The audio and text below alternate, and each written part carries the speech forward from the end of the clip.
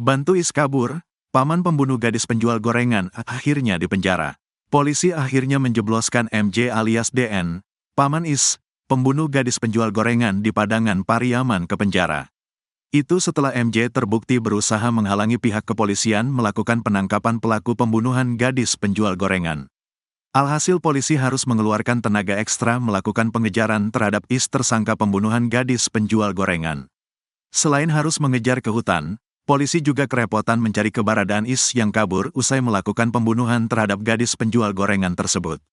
Akhirnya Is berhasil tertangkap setelah belasan hari pelarian sembunyi di rumah kosong komplek pemukiman penduduk.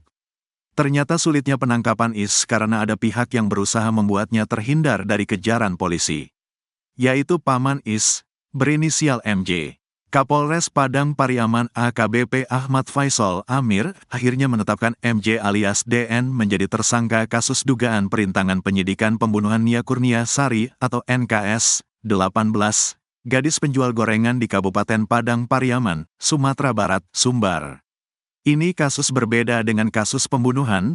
Kami kembangkan dari laporan penyidik, ada satu tersangka dalam penerapan pasal 221 KUHP tentang perintangan penyidikan, kata Faisal, Minggu, tanggal 29 September tahun 2024.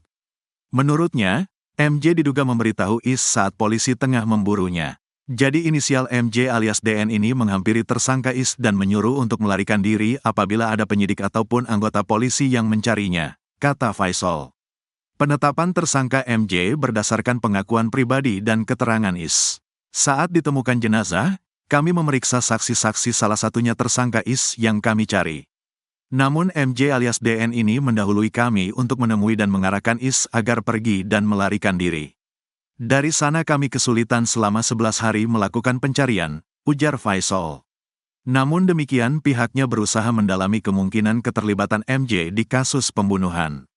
Selain itu juga polisi masih melakukan penyidikan jika kemungkinan ada tersangka lain. Terkait kasus perintangan penyidikan, Faisal menyebut MJ terancam penjara maksimal 9 bulan.